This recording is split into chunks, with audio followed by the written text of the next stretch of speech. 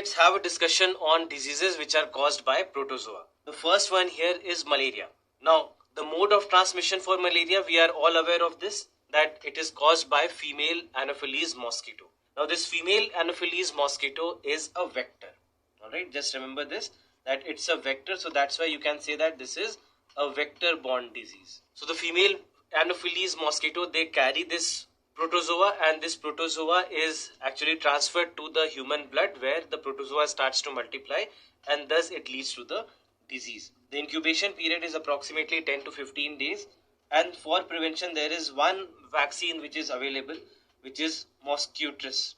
And as prevention you have this vaccine which is called as Mosquirix, and this is a very new vaccine.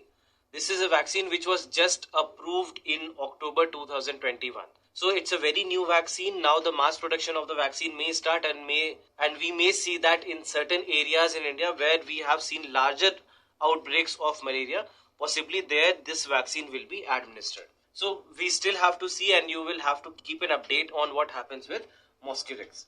Moving on to the symptoms. Symptoms can be first headache, nausea and muscular pain. Then feeling of chilliness and shivering fever later becomes normal along with sweating. So this is something that will keep going up and down, that the fever will all of a sudden it will rise, then after some time all of a sudden fever will drop, then again it will rise, it will drop, and this is a cycle that continues. So this is one of the ways to identify that it's a symptom of malaria. Now apart from that, weakness and anemia may also be seen as symptoms of malaria. When we talk about prevention and cure, first of all, we need to take all the precautions against mosquitoes, against breeding of mosquitoes. For example, if stagnant water is there in your surrounding, then in that case you have to take care of it. You have to ensure, at least during the summer and the monsoon seasons, that we don't allow water to stagnate somewhere, because especially during the monsoon season the mosquitoes will breed, and that is when the chances of malaria also becomes higher. That's why we see that areas which are waterlogged, areas which are flooded, these are the kinds of areas, especially the areas which also receive a lot of rainfall. These are all the areas where the number of malaria cases are higher.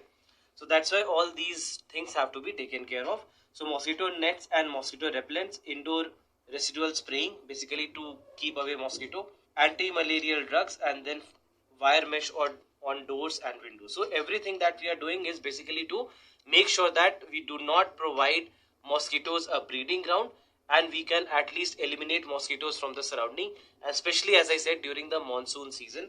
It is something which is required. The next disease is amoebiasis. Now when we talk about amoebiasis, this is a disease that spreads through contaminated food and water. So that's why personal health and hygiene becomes very, very important to check the cases of amoebiasis.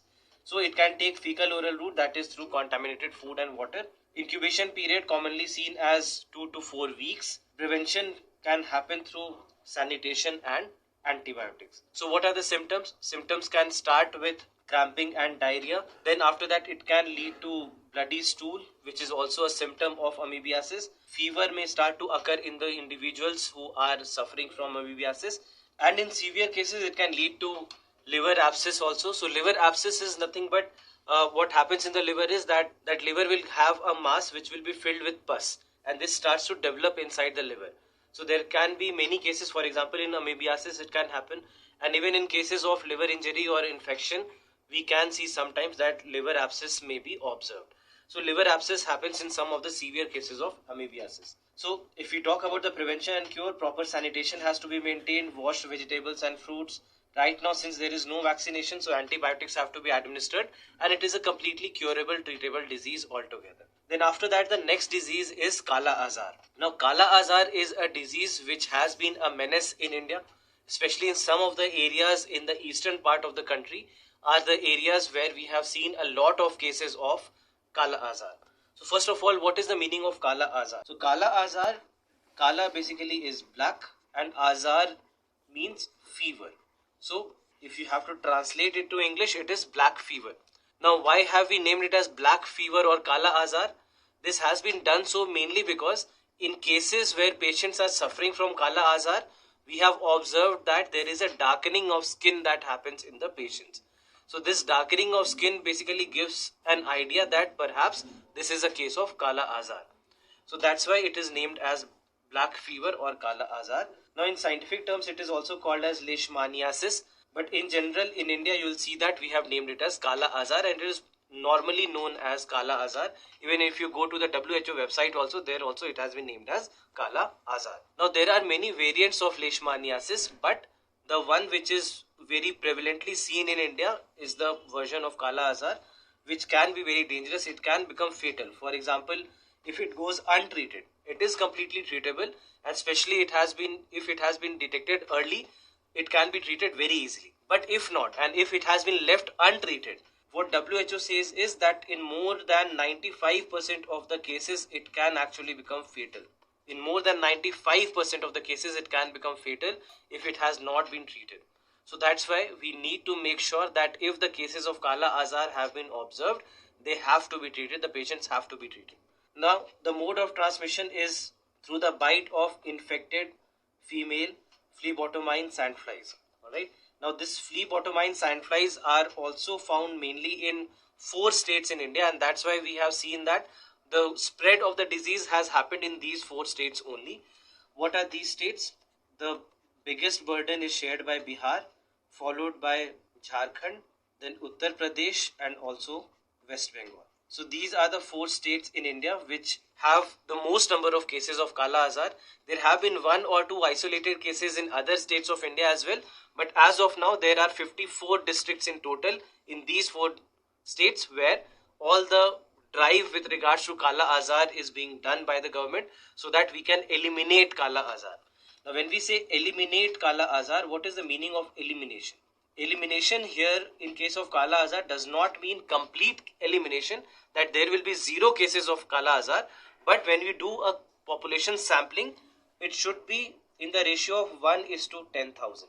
That is, in the population of 10,000 people, there should be only 1 case of Kala Azar. If we are able to bring the number of cases below this level, then in that case we can say that Kala Azar has been eliminated.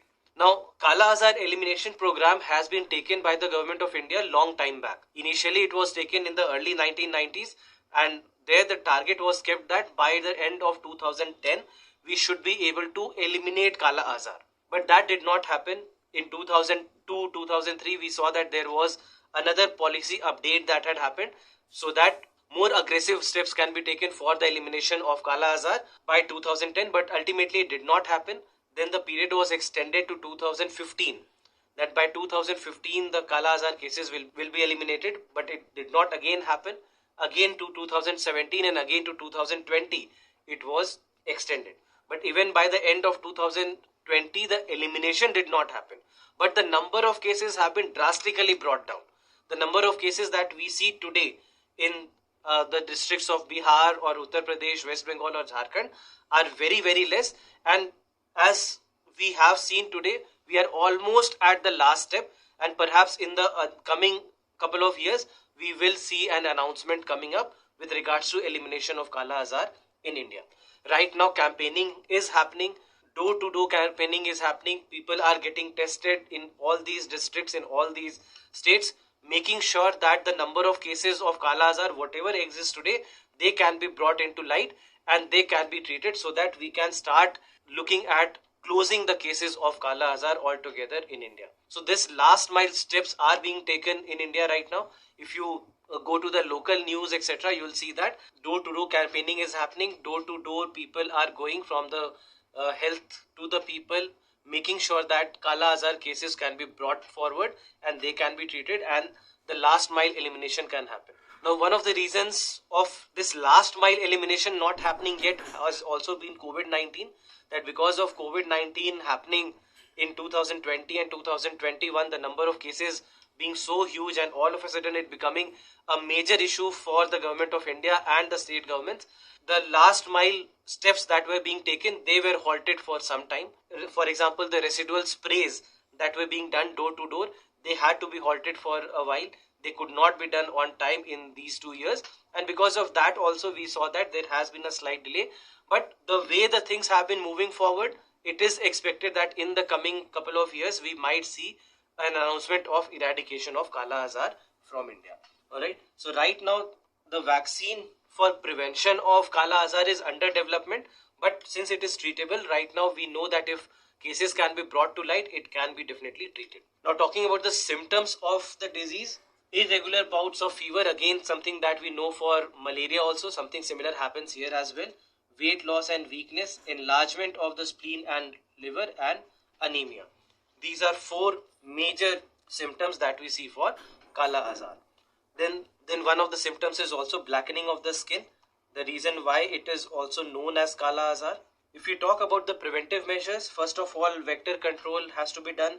Effective disease surveillance has to be done, and this is something that we are looking at today. Early diagnosis and prompt treatment, community effort has to be taken to understand the disease, understand how to eliminate the disease. For example, using mosquito nets against sandfly. In all these areas where sandflies do exist, in all these areas mosquito nets have to be used, not only as a preventive measure against malaria or dengue etc., but also as a preventive measure against Kala Azar. So all these things have to be done.